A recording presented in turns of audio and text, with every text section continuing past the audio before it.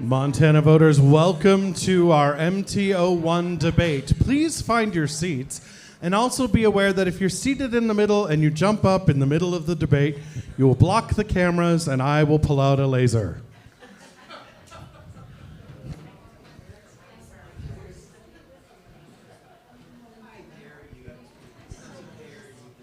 Our debate today is hosted by Mike Dennison, which was apparently not clear in the last debate. And please welcome to the stage your candidates, Russell Cleveland, Ryan Busse, Matt Rains, and Sam Forstag.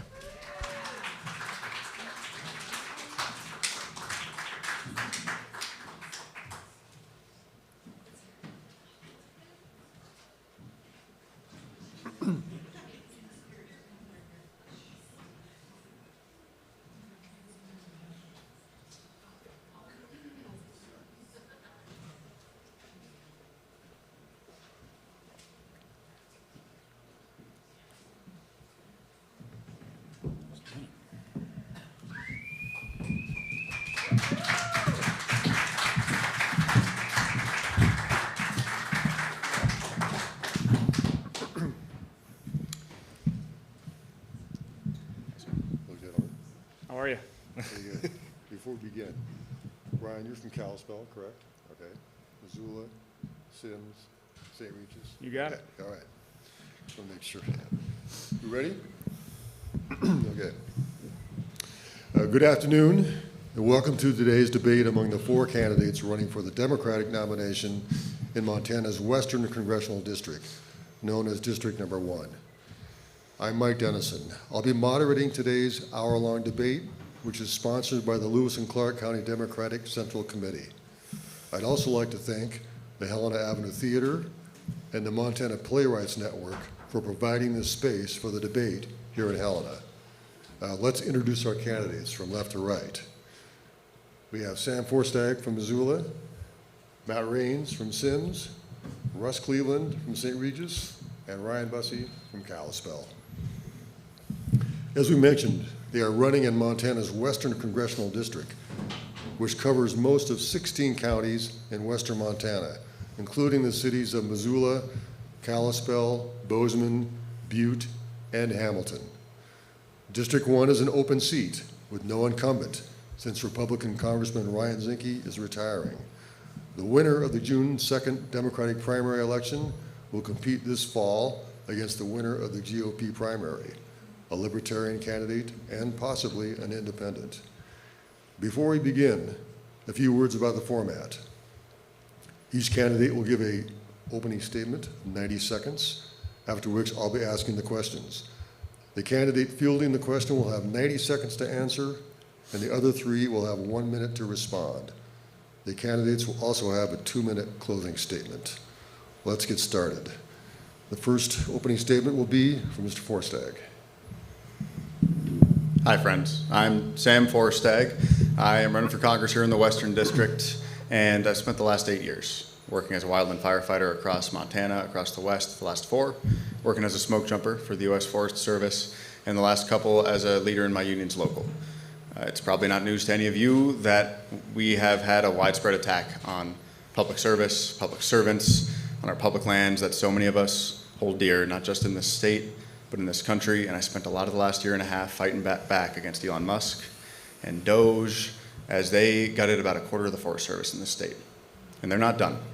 But when we fight and when we organize, we can win. And 2 Valentines ago, when they fired 364 service employees just in this state in one day with no cause and no notice, and most of those people were making less than $20 an hour, while we organized, we hosted rallies, we got public information out there at peril to some of our own jobs, and we got those folks their jobs back.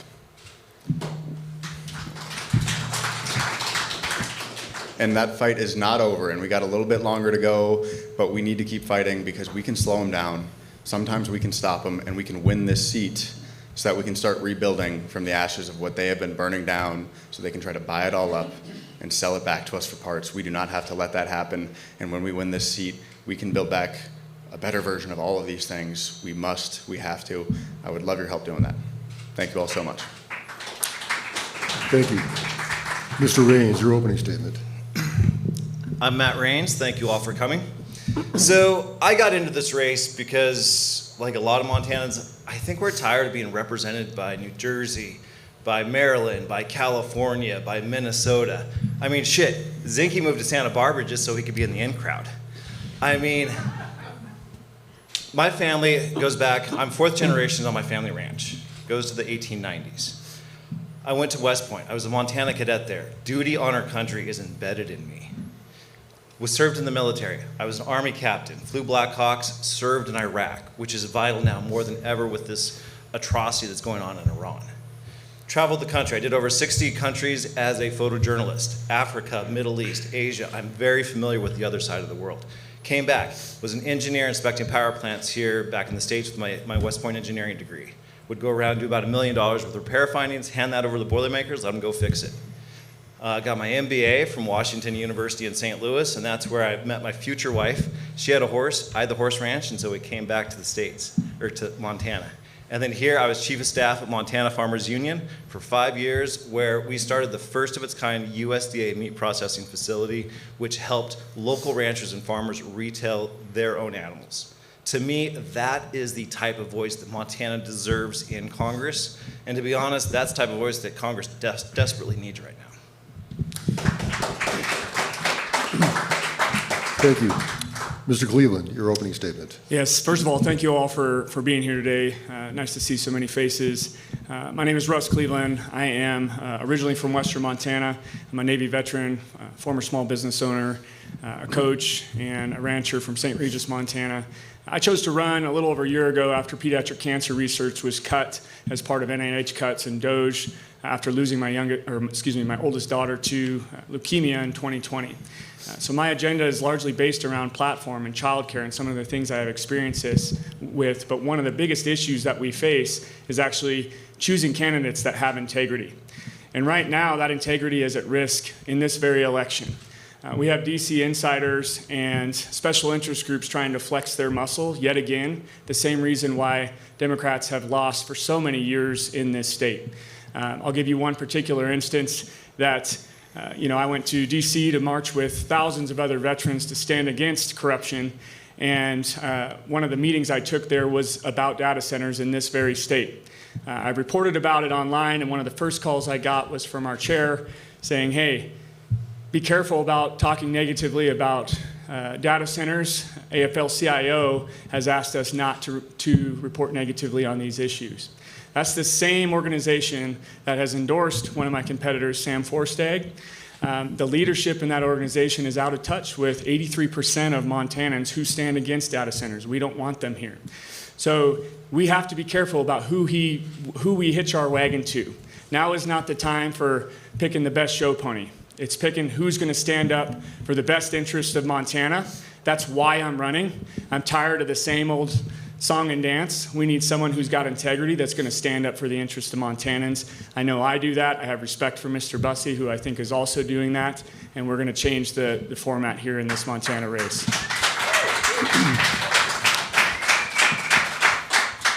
Thank you, and Mr. Busse, your opening statement. Yeah, thank you so much. Good to see so many people here on a beautiful Sunday afternoon. You could be doing something fun outside, and here you are trying to make the world a better place. That's a pretty good thing. You should give yourself a pat on the back. I'm Ryan Busse. I'm running for this seat because I think I owe this state something. I've lived in Kalispell for 31 years. Sarah and I were married on the banks of the Flathead River. We've raised 2 wonderful boys there. And this is a state that gives people chances. It gave us a chance. We bounced around in rentals and finally afforded to buy our first house at $127,000. Man, that felt pretty good. But right now, people like my 2 boys, 18 and 20, 18 and 21, they can't afford to have that kind of chance. I ran for governor a couple years ago, and a lot of you know that, and there's a lot of people frustrated with Democratic politics right now. And I have to tell you, I respect Russ a lot. He's running a hell of a campaign. Good man. One of the tenets of my campaign is that I think we should hold ourselves to a higher standard, Democrats to a higher standard. Sam, you've talked about continually about keeping dark money out of this primary election, something I think we should do, something Russ thinks we should do. Yet today I see on your website a literal invitation to dark money to come into this race. Literally, if you go on the website, media, you will find an instruction of what to say, when to say it, what dark money, DC orgs come in here and buy this election. We have been campaigning our tails off, meeting with people. They deserve something better. They deserve something better than big DC dark money coming in here and doing this. 2 days ago, there was a photographer here from these dark money organizations getting ready to buy our election. So if you see here in the next few weeks, all of this big money flooding into this election, trying to usurp the sort of work that we're doing, meeting with people face to face, doing what I did during the gubernatorial 187 in-person events, that's wrong. It's wrong. We should hold ourselves to a higher account. I'm running to be a different kind of Democrat, somebody who says, somebody whose actions and words match up. Your time is up. Thanks for being here. I would love a response. Yeah, just a minute. We'll let you respond. Thank The audience, please let's hold the applause during the questions here and wait till the end.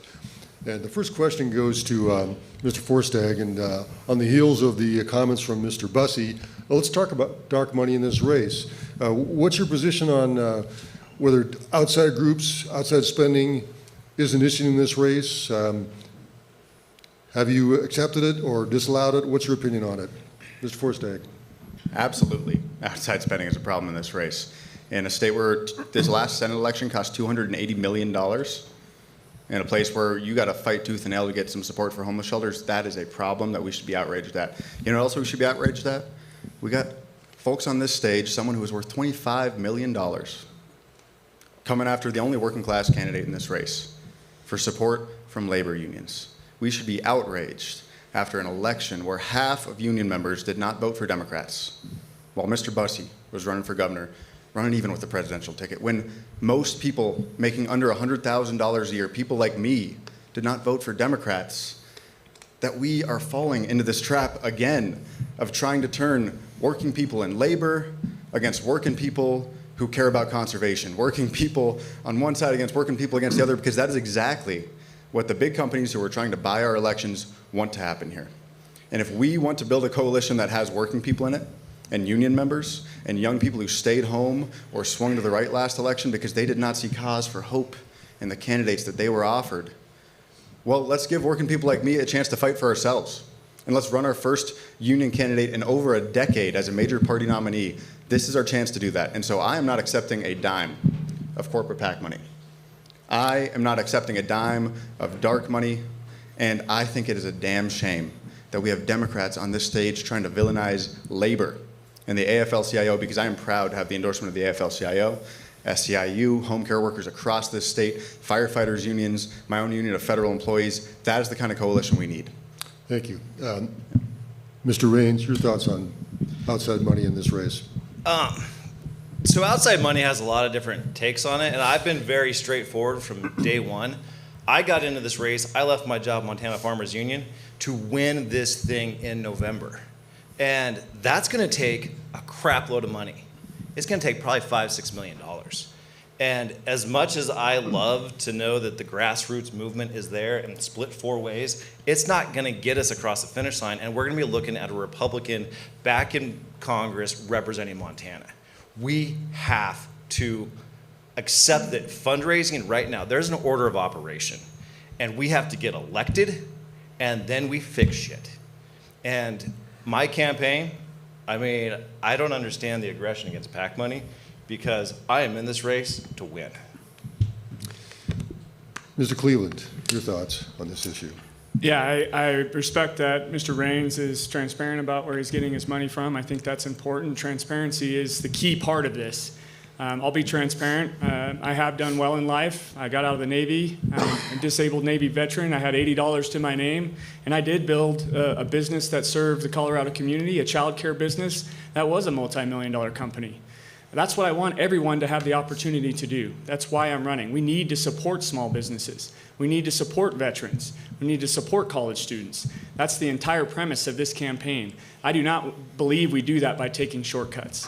Shortcuts that I believe are these special interest groups, DC lobbyists, DC insiders that want to call the shots and tell us what Montanans want, tell us what we should run on.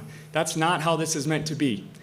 We are representatives of the people, not representatives of someone in DC largely who has never even stepped foot in our state. That is what got us into this position as a party, and that is why we have to run on the premise of I'm individual contributions only, and I will continue to run a clean campaign that's for Montanans by a Montanan. Thank you. Mr. Busse, your response. I too appreciate Matt. He's full of transparency there on taking outside money. Look, I've dealt with a lot of frustrated voters across this district and state, and they have a right to be angry. We have, I'm running hard on universal health care. I think we're 50 years behind the curve. Democrats should offer big, bold solutions, and they should go fight for them. And they should be the kind of people that are believable. When you say something, you should do it. You can't say you don't like dark money. You can't say you're for the Montana plan and then put a literal instruction booklet on your website about how to pour dark money into this race. It says for the primary, I just looked at it. This is not a general election thing. This is the instruction for big DC dark money to pour as much money into this race to usurp the work that Russ is doing or Matt's doing or I'm doing. Why are we okay with saying one thing and doing another? That is why people are frustrated. They have a right to be frustrated. It's about time that Democrats' actions match their rhetoric. We can do better. We can push for universal health care. We can send somebody to Washington, D.C. who will throw an elbow even into our own people if we need to. That's a hard thing to do. But we should hold ourselves to a higher standard.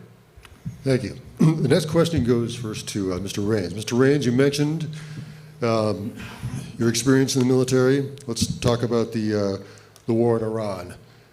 Do you support President Trump's decision to attack Iran or not, what should the next steps be to resolve the conflict, and what role should Congress play, and would you play as a congressperson? There is not enough time for this question. Yeah. So I do not support Donald Trump's move into Iran. First of all, he usurped and went around Congress, and Congress let it happen. They rolled over, and that is a disgrace. Article 1, Section 8 of the Constitution says that the right to declare war is reserved for Congress to prevent an autocratic president that just wants to take and use the military like a play toy. That is not acceptable. The military, that's our sons and daughters out there. Those are my friends. Those are my college classmates that are still in the military out there being used like pawns by Trump. That is not acceptable. And now we're in a shit show. So there is no easy way. I mean, we just saw yesterday where they tried to negotiate. We knew that wasn't going to happen. There's no solution. They went in, they kicked the hornet's nest, and then is trying to run away, and those hornets are pissed. We are talking about a military of 600,000. There is no easy solution. They are going to keep the pedal to the metal. And if we do pull out, there are terrorist organizations salivating to backfill that government. We have put the Middle East in a very, very dangerous situation. Mr. Cleveland, your response. Yeah, as a fellow veteran to Matt and some of you in the audience, I recognize, I too agree, we should not even be in Iran.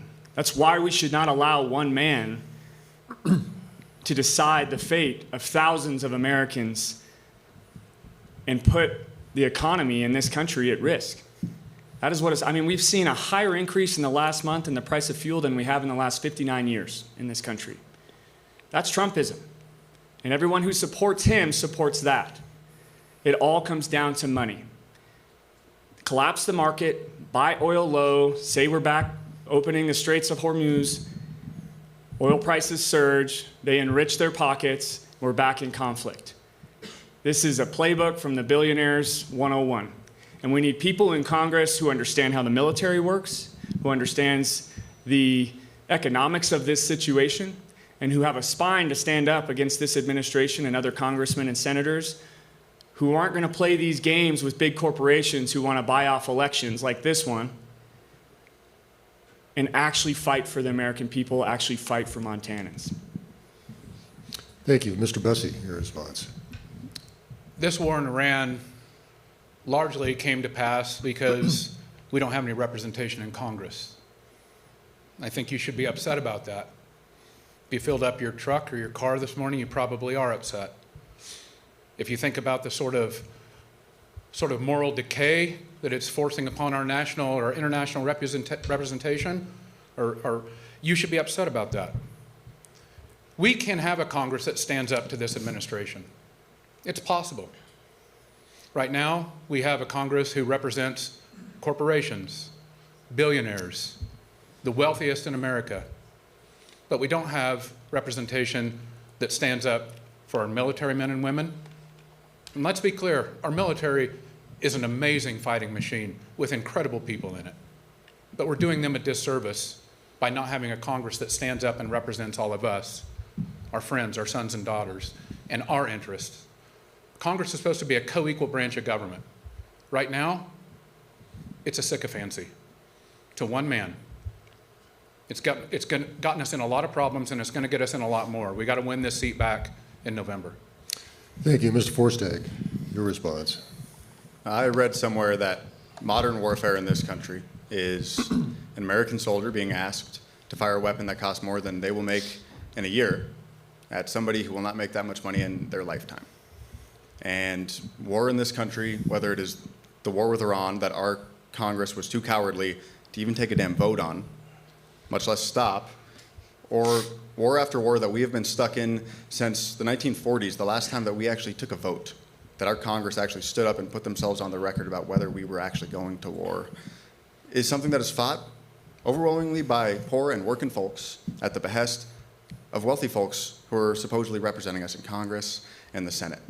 And right now, the average worth of a congressperson in this country is $3 to $4 million, depending on the day and depending on how good the stock market's doing.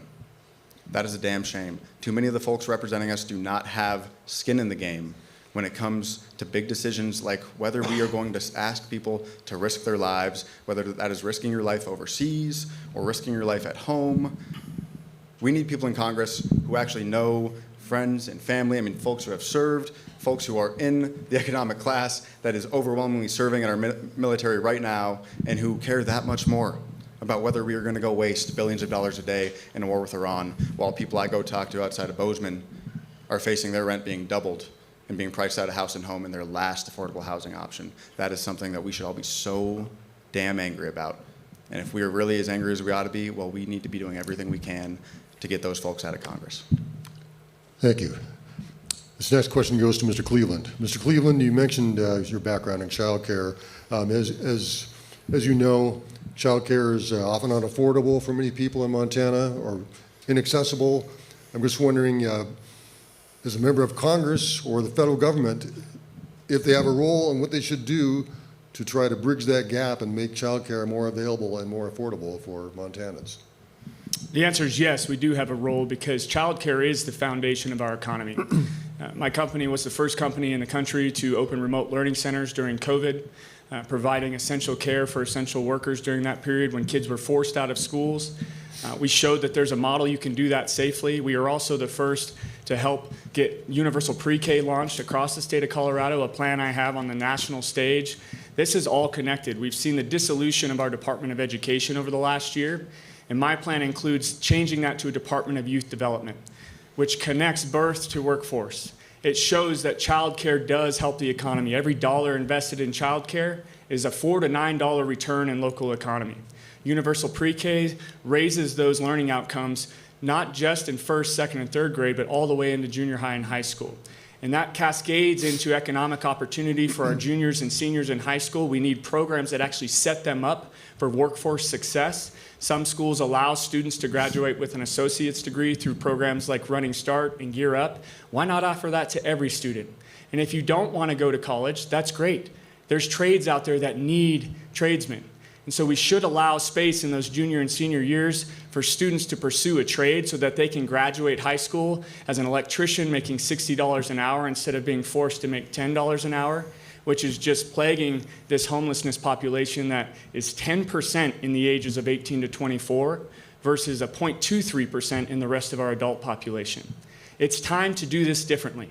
And this starts with education. It starts with childcare and understanding that those two things are connected.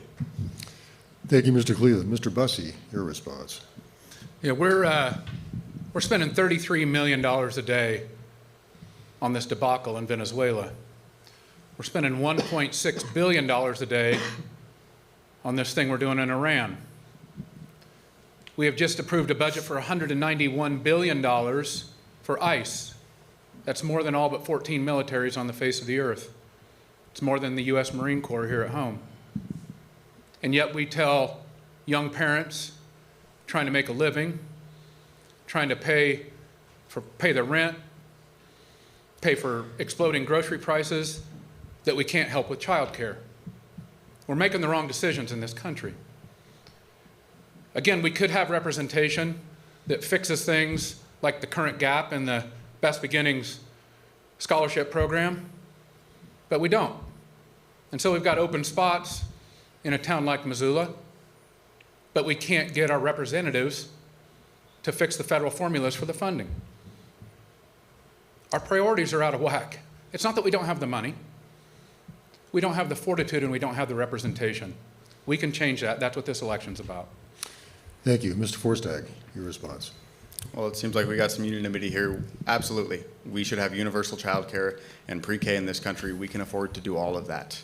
We can have universal pre-K by expanding programs like Head Start and Best Beginnings. I was one of those kids who had somewhere to go, thanks to Head Start. There are a lot of people right now who don't know where they're going to send their kids.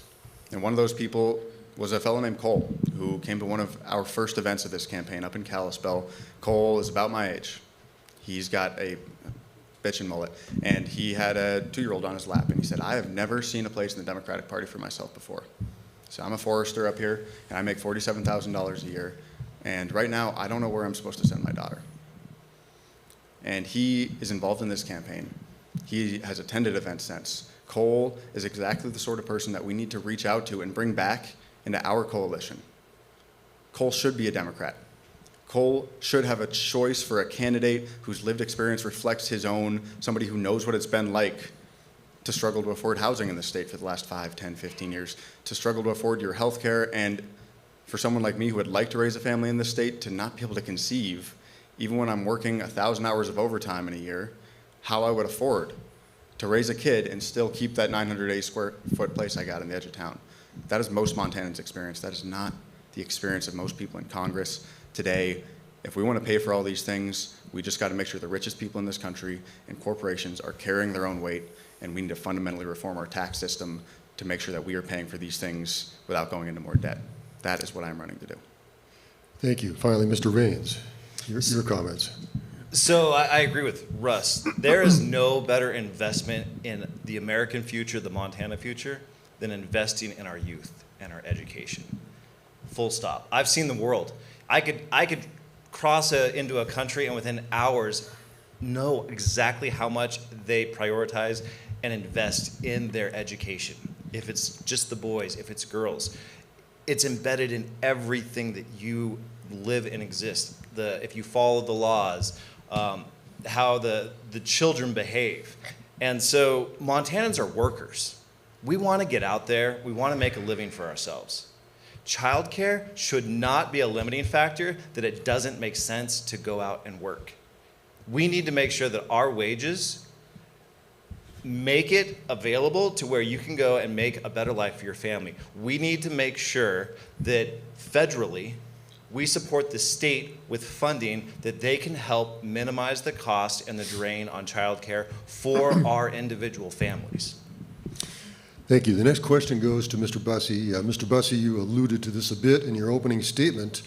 Montanans all over the state are facing a housing market that is unaffordable for many, or take just a huge chunk of their income. As a member of Congress, what can or will you do to attack this problem? Yeah, several things need to be done. First off, I know all of you have listened to the news or watched it on TV or seen it on your phone and seen this affordability term pop up. And it's this sort of word made up by professors. We don't really know what it means, but we know what not being able to afford rent means. A lot of people in Montana are facing that right now. We know what it's like to not be able to afford a house. And we didn't just get here because of this one big term. We got here because there's 50 or 60 or 100 decisions that have been made by the people that we sent to Washington, D.C. to make that worse instead of making it better. Again, back to my earlier answer about priorities.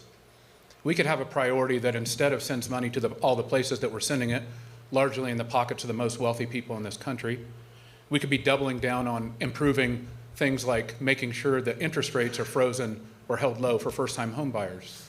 First-time home assistance could be doubled or tripled. We could have a rental assistance program that triggers, like we are here in Montana. This is the state with the least affordable housing market in the country. It's worse than California, per capita income to average price of home. We cannot have a community, any community, where the people who make the community go have to travel an hour or 90 minutes outside of the community, like what's happening in Bozeman right now, what happens in Missoula. It's even starting to happen in Kalispell. We can have a system where we dedicate resources to making things more affordable for people instead of making things just better for wealthy people. I'd like to see us do that. Mr. Forstag, your response.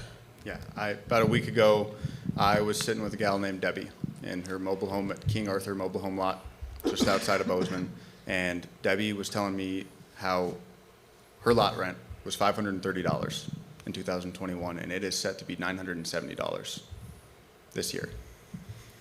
And that is her last affordable housing option.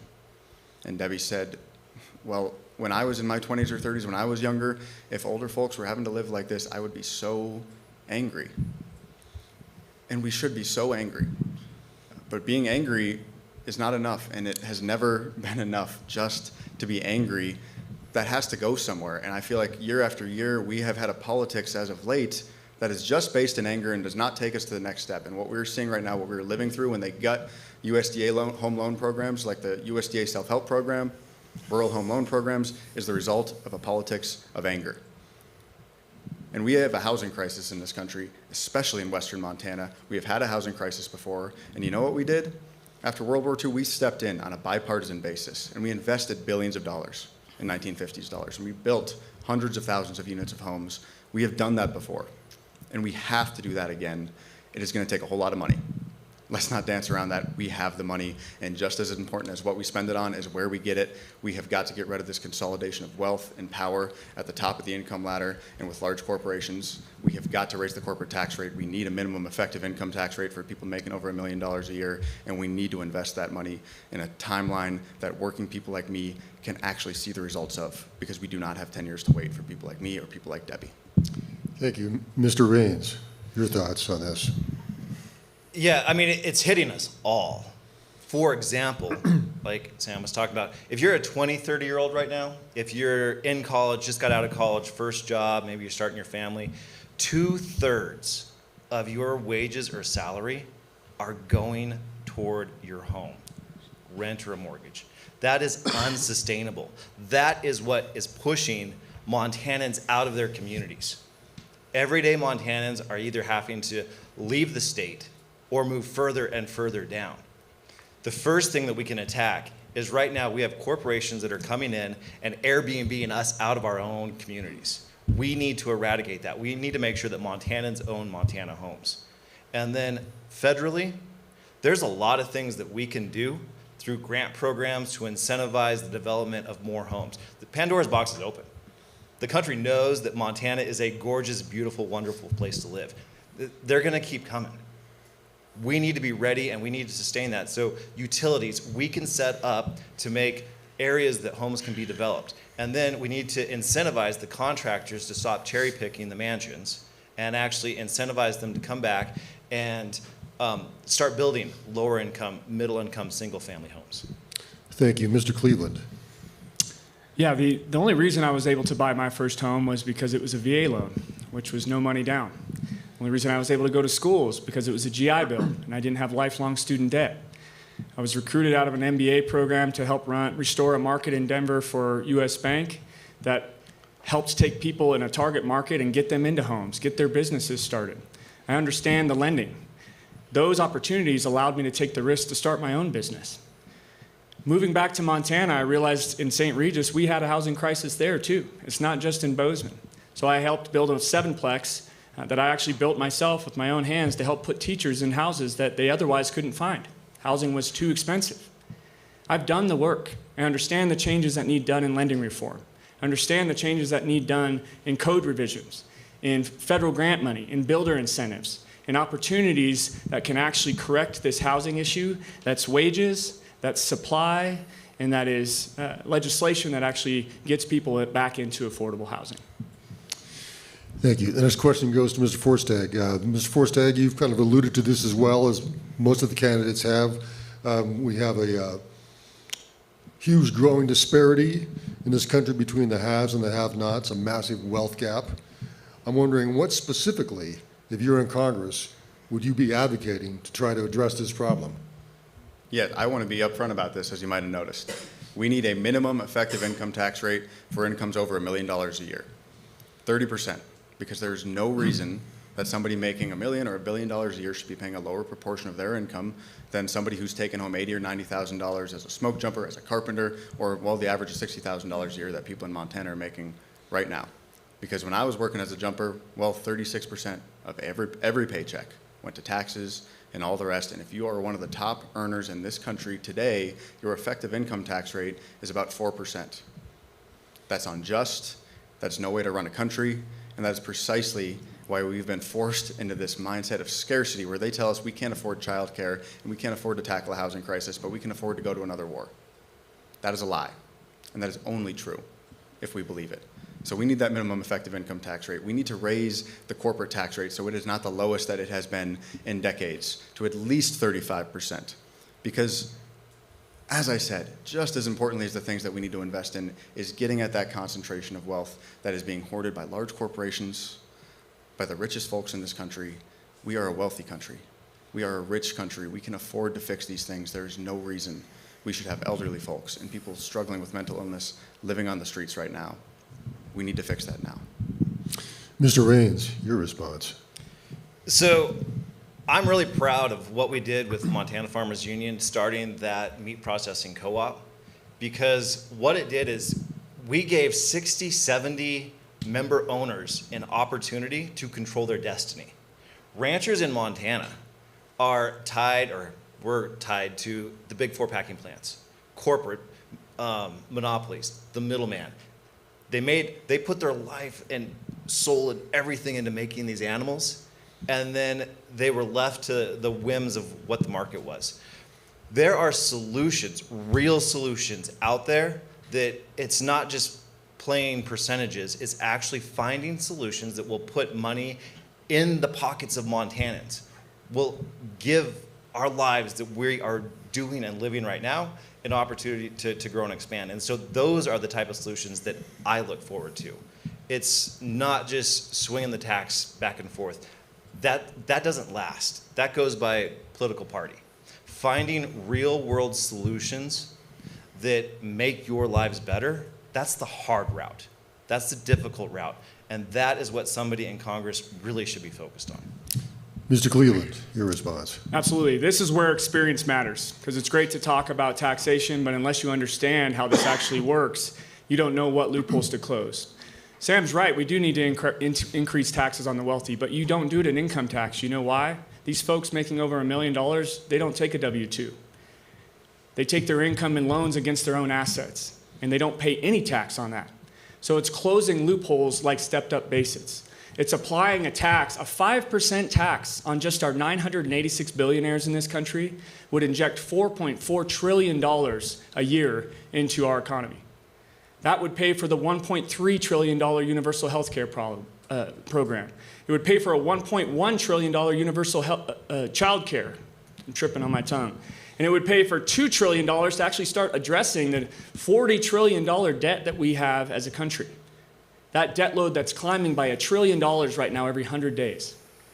So it's closing loopholes and it's addressing the ultra wealthy by an actual wealth tax, because they don't take a W-2 like you and I. They have assets and they're borrowing against those assets at no taxation, and that is where the system is broken in this country. Thank you. Mr. Busse, your response. In this country, we have decided that we're going to tax our labor at 35, 36, 37%, sometimes more. That's why we're in this. That's why we're in this terrible situation. Billionaires, big corporations, the very wealthy and powerful, they have something that all of us don't have. They have lobbyists, they have attorneys, they have buckets full of cash to pay people off. And so they have instituted these loopholes and rules like the carried interest loophole. It allows a hedge fund manager who makes 30, 40, 50, $100 million a year to pay a flat 10% tax. How do we allow that to happen? It's because we don't have representation. We have to close these loopholes. I want to remind everybody, much of the frustration that led to the election of Donald Trump is based on this wealth disparity. We need to be the party that offers solutions and fixes it. And MAGA, the again in MAGA, when do a lot of people say that was? 1950s, 1960? The top marginal income tax rate in 1955 was 91%. 91. Ronald Reagan was a champion because he lowered it to 50%. So these times and these conservative heroes, they were okay with much different tax system than we have now. Democrats should stand up for working people. We should represent us, not the system that's propagating this. Thank you. The next question goes first to Mr. Raines. Mr. Raines, we've talked a little bit about health care. Let's talk specifically about it. Health care, as you know, remains difficult to afford or access for many Montanans still. What is your solution to this persistent problem? If you're a member of Congress, what will you be advocating for? Yeah, I mean, it's scary. When I was a kid, I got doctored out of the vet bag first because my parents were scared to go to the hospital. You didn't know how much it was going to cost you. And we're getting back there rapidly. This big, beautiful bill really attacked our rural healthcare system in ways that we have to reverse that immediately. It's Medicaid, which is the foundation for keeping our rural clinics open. We've lost a lot of the funding for it. And then what they did, and it really pisses me off with the smoke and mirrors, they took $300 million that they're going to give to the hospitals right away. You have to spend it by October, right before elections. And that money came from Medicaid. Well, the problem is that is a one-time lump sum that's just going to vanish. What they stole from us was Medicaid support perpetually. And so for years out, we're going to have lost a lot of Medicaid support for Montanans across the board. So our rural health clinics, we have 9 counties in Montana that don't have health care clinics. We are so far behind. This is not about just filling in the gaps. I live 45 minutes from an emergency room. I shouldn't have to mercy flight from my home just to get to a hospital. We have to attack this like Montana exists as a rural state and find healthcare solutions for us that is appropriate for Montana. Thank you. Mr. Cleveland. Yeah, healthcare is the whole reason I'm in this race. I shared with you all that I lost my daughter to leukemia at the age of 13. While she was taking her last breath, we were still receiving bills of $300,000 a month for care after insurance. Tell me how that should be okay in this country. Just a year and a half later, my youngest daughter got sick with a different rare lung disease. The only medication that could cure her, insurance did not cover. It cost $10,000 a dose for a medication that cost $286 to manufacture. That is the healthcare system in the United States right now. We need Medicare for All Plus. And when I say plus, that includes mental health, it includes vision, it includes dental, it includes rural health network support. We cannot afford to wait any longer. Healthcare is the most expensive thing for most Americans, and it's the biggest opportunities for small business and rural America to actually start taking care of Americans again. And I will fight feverishly for this one thing, if nothing else, because it matters and it crosses the bridge on every divide. It brings parties and people together. We all need healthcare at some point in our life, and it's time we start acting like it. Mr. Busse. I was on a conservative radio show just a few weeks ago, 2 weeks ago or so. Third caller, older Republican guy from Hamilton. He says, I don't know what you're going to call it, but you got to fix this. I can't take this healthcare stuff anymore. We are living in the election cycle where we're going to look back and know this is the time that the tide turned in this country for universal health care, and I am fighting hard for it.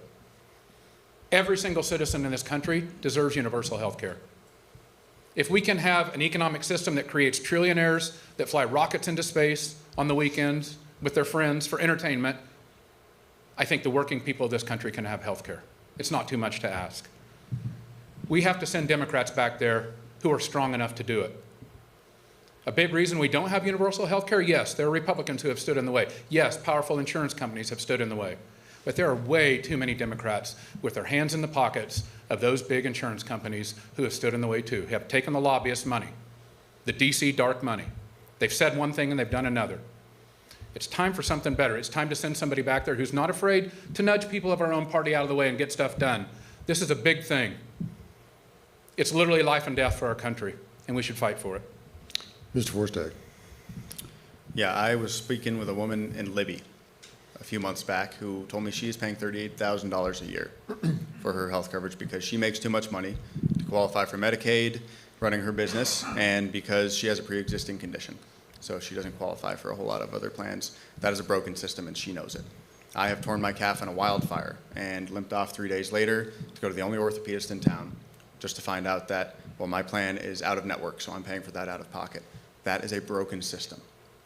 And I actually think most people, regardless of who they voted for last year, know that because we can feel that. And details matter here, right? Universal health care, well, my mom is a nurse who struggled to provide for my little sister and I, and she will tell you, we've got universal health care in this country right now. You just don't get it until you show up in the emergency room, and that is the least effective, most expensive, least compassionate way to possibly provide health care as a country. We are all paying for it in our premiums. It's just like it says in Scripture, I promise you'll pay every penny before you leave this place. We're all paying it right now. So how do we get people access in a broken system? We look at the part that works. We look at Medicare. We give everybody the option to join Medicare. We expand that coverage so it covers vision, hearing, and dental, and long-term care.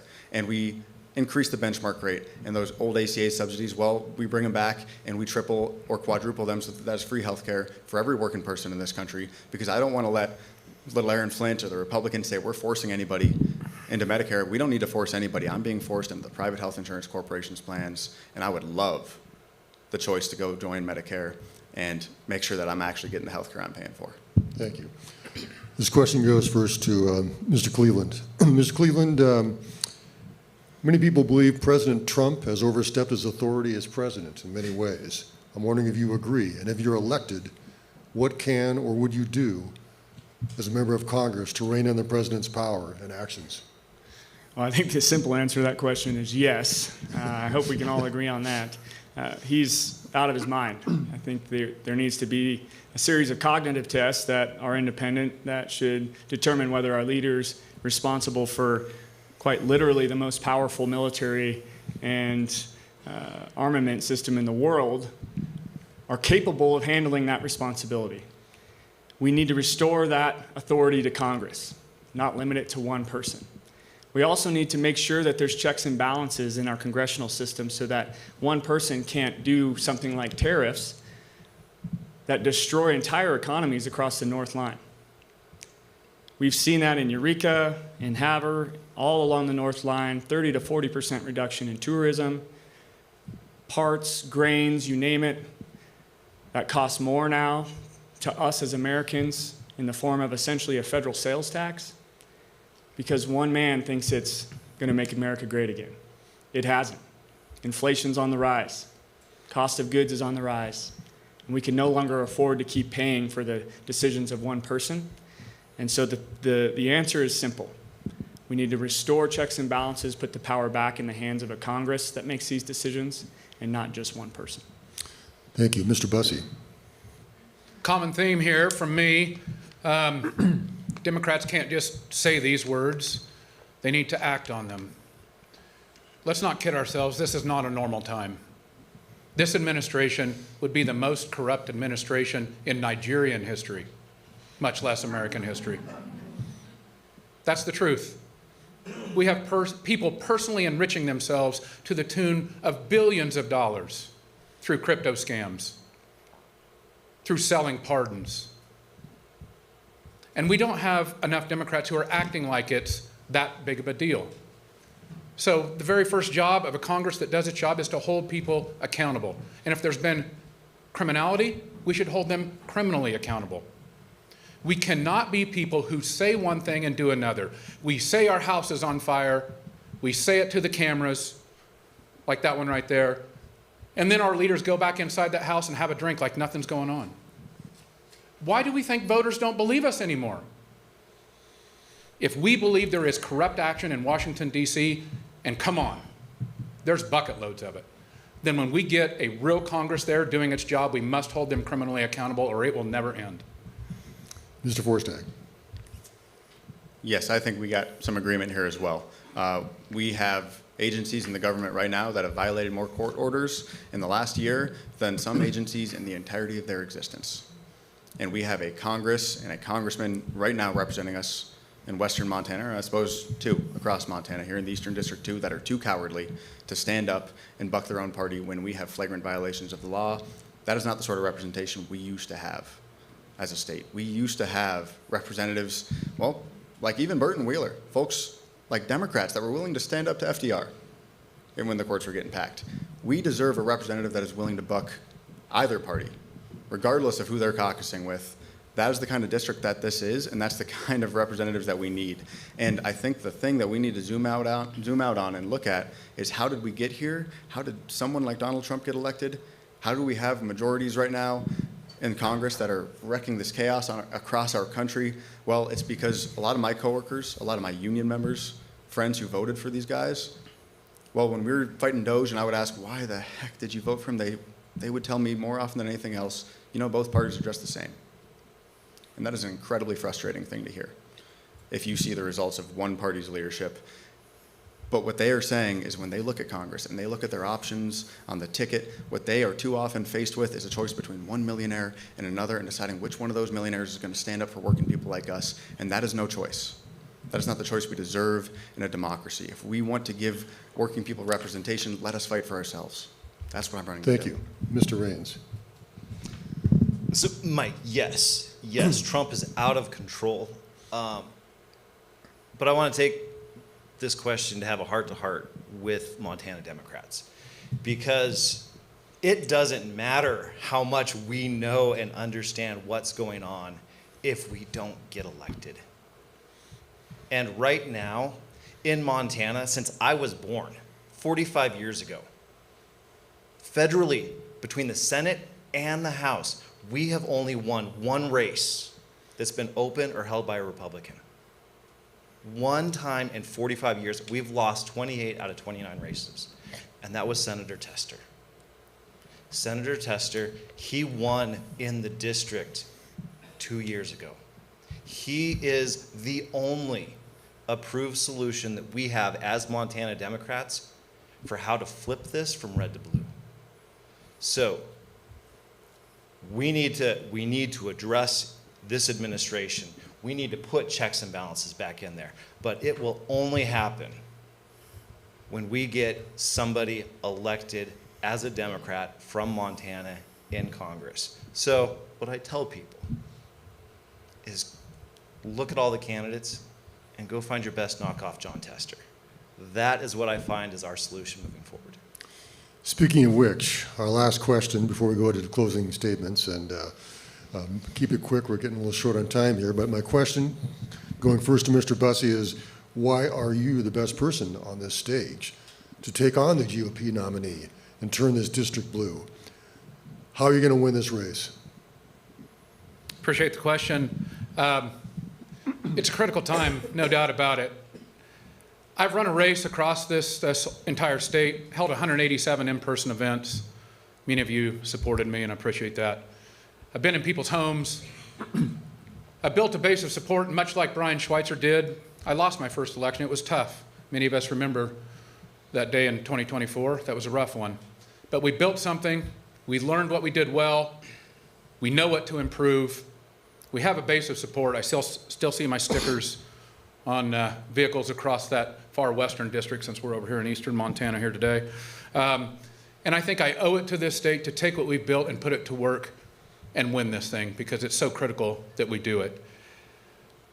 I'm a hunter, I'm a fisherman, I spend time with my kids, I love this place. I'm gonna fight like nobody's fought before. I'm gonna run the kind of campaign that will make you all proud. We'll go anywhere, talk to anybody, including all my neighbors in the Flathead. It's not full of Democrats up there, if you haven't heard. These are my friends, my cohort, my people, the folks I grew up with, and I know we can win this thing. Thank you. Mr. Forstag. How we win this election is we look at all the folks that we just lost as a party last cycle. A majority of people making under $100,000 a year did not vote for Democrats last year.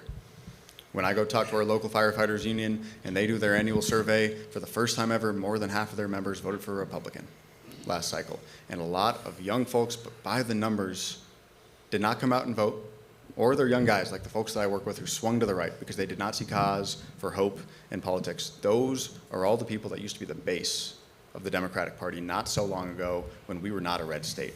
And they're the people that we need to bring back into this coalition, because the Democratic Party that I want to be a part of is the party of working people. It is the party of unions.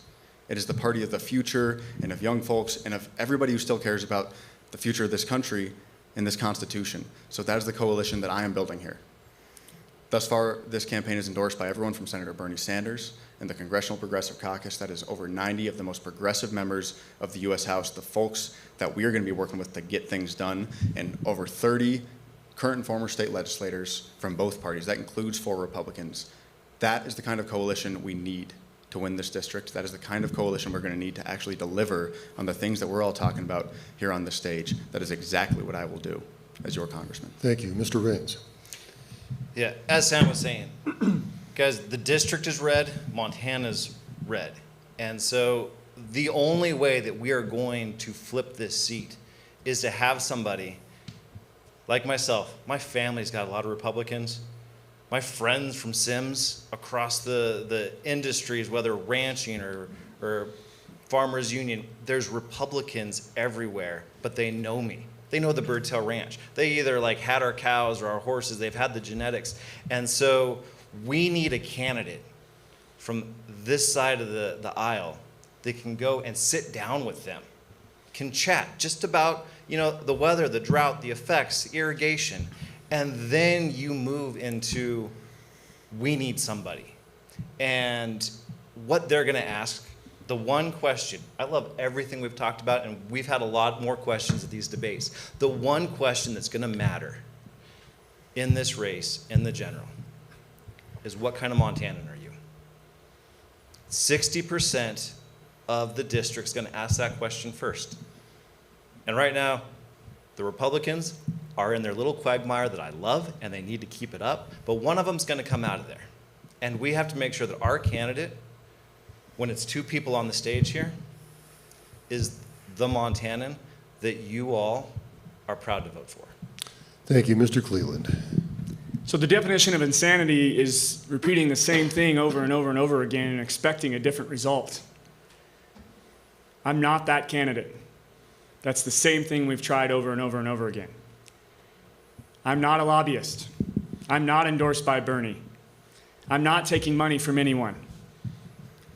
We have to choose something different and understand that those things don't win in Montana. They haven't won before. They'll continue to fail. I consider myself an independent Democrat, someone that's not beholden to this national party that, quite frankly, has screwed up and is continuing to screw up because they think they can choose our candidates for us.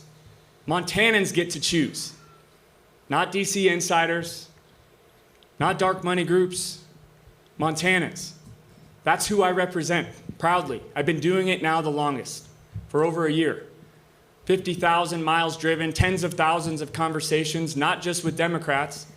Just 2 weeks ago against Aaron Flint in Superior, I showed them what to be scared of because I converted more than half that crowd of Republicans in my camp.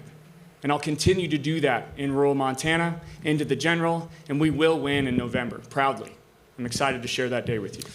Thank you. Now we go to our closing statements, 2 minutes each. We'll start with Mr. Forstag. Yeah, I, in the course of this campaign, have been thinking a lot about history lately. And I have been thinking about the sort of representatives that we used to send to Washington from Montana, folks who swung above their weight class. Because we used to elect people like Jeanette Rankin, who changed the way this country conceives of who can be a congressperson. We used to send people to Washington like Lee Metcalf, people who penned the Wilderness Act and changed the way that we manage our public lands for the better. And we used to send representation like Mike Mansfield, who took his 8 years mucking in the mines of Butte and brought that experience to Washington to carry out the programs of the Great Society and to create programs like Medicaid and Medicare and NPR and PBS, the programs that are under attack right now because of the failures of the National Democratic Party, because of our failure to provide people options of real representation, people who know what it's like to be mucking in the mines of Butte or to be jumping out of an airplane onto public lands to put out wildfires. That is the kind of representation that I intend to bring. We are a great country. We have done great things. We can do those great things again. We have never achieved progress in a straight line in this country. It has always been fits and bursts. And right now, it feels real hard. And it feels real hard, or real easy, to fall into despair. We cannot do that, and we cannot have another politics and another campaign that is just based on anger and despair. We need a politics of hope in this country and in this state to talk about that fact that if we have had representatives who built programs like that, we can have representatives right now who make sure this is rock bottom, to expand access to things like Medicare, to expand what Medicaid actually covers, to make sure that everybody has access to housing and healthcare and childcare in this country, and that we pay for it by taxing the folks who are getting rich off of all those broken systems. I would love your help with that. Thank you. Mr. Raines, your closing statement. So I left my job proudly to run in this race because of the urgency of 2026 to me. This is the time, the race. We need to flip this seat right here and now. And to me, I am the type of Democrat that can get this done. Now with that, we've had representation that really doesn't like to talk to Montanans, and we know that. And so it's been exciting to do these forums and be out here and showcase who we are as your representative. I want everyone to make sure that you understand that when I'm in that seat, it doesn't matter if you're Democrat, Independent, Republican. My door is open and your problems are my problem. It doesn't matter if you've lived in the district or Montana for 5 months, 5 years, 50 years, 5 generations, or 500 generations. My door is open and your problems are my problems. That is the type of representation we used to get. And it's become so politicized and so against the Montana core values of taking care of your neighbor. We shouldn't be talking politics in the first 5 minutes of helping somebody or meeting somebody. That is not how I was raised. Your neighbor needs help. It doesn't matter. You're over there doing everything. It doesn't matter if it's 2 in the morning. That is the type of representation that I want to see back in Congress. And it's the way I was raised. And it's the 45 years of my life taking the harder path, whether it's West Point imbuing that duty on our country to serve. And that's why I'm back up here. You serve, you have an obligation after the military because of West Point, but you have a lifetime obligation to continue to give back to your communities. And that's why I'm here, because the urgency of this race is off the charts. And now is the time. And we need the right kind of Montanan that can flip this seat, get in there, and represent Montana the right way. Thank you. Mr. Cleveland. Montana has a rich history of being purple. And I think this is our opportunity to make Montana purple again. It's in front of us, but not if we choose the wrong candidate. We have to choose someone who has the lived experience, the professional experience, the passion to go out there and do the work. This will not be easy. It hasn't been easy the last year. I can tell you 12 months ago when I was doing this, there were a lot of Trump hats and Trump flags flying around. But I can tell you there's a lot less of them now, right? You don't see them. There's a movement happening. We have an opportunity to capture it as Democrats in this state, to redefine what Democrats look like, what we stand for, what we act like, to restore the working class, to protect agriculture, to protect small business, to stand up for veterans, to protect education and invest in it the right way, to do things like universal health care, universal childcare, things we should have done decades ago. I mean, just this week, Mexico passed universal health care. Come on. Come on. But there's one way to do it. We have to cut out the corruption. And you have to choose a candidate that will stand against all of it and has the entire time, who's not trying to deceive you. Everything is out front. I'm proud to be individual contributions only. I'm proud to be grassroots because that is Montana. And we can win that way, on the ground, talking to our fellow Montanans again. That's the work I've been doing. That's the work I'll continue to do. And I'd ask for your support. Those of you in District 1, I know we're outside of district today. I'd ask for your vote, volunteers, donations. Let's go out there and get this thing done. This is a great year. This is a great opportunity for all of us. Thank you. And finally, Mr. Busse, your closing statement. This is, it's an incredible place, incredible state, incredible group of people. Not long after I moved to the Flathead Valley, I went to work fighting for the Badger 2 medicine, a place that became sacred to me. Sarah and I eventually named our youngest son, Badge, after the Badger 2 medicine. And I realized right away that this state to which I owe everything deserves something from me. I started to fight for that place, even though in my professional career, just being an overt Democrat, fighting for an environment, doing something like that could cost you your job.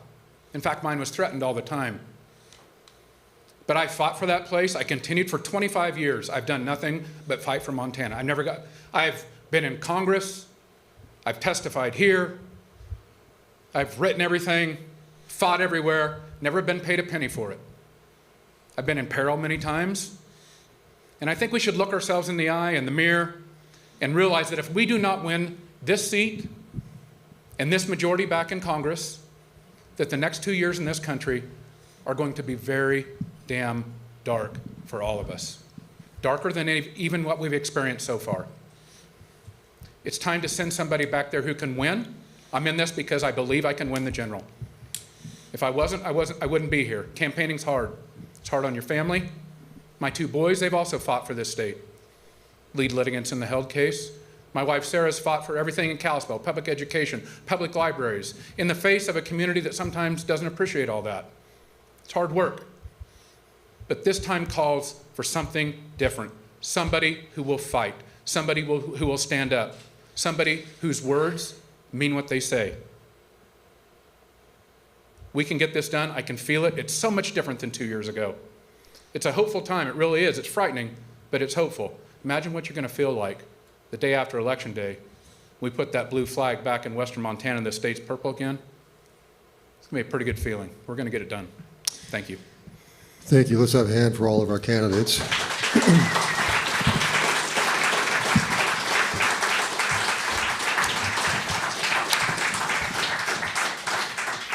That wraps up our debate for this afternoon. I'd like to sincerely thank all the candidates for taking time out of their busy schedule to be here. The primary election is June 2nd. Make sure you're registered to vote, and make sure you vote. Thank you for joining us. Thanks for being here. Thank you, everyone.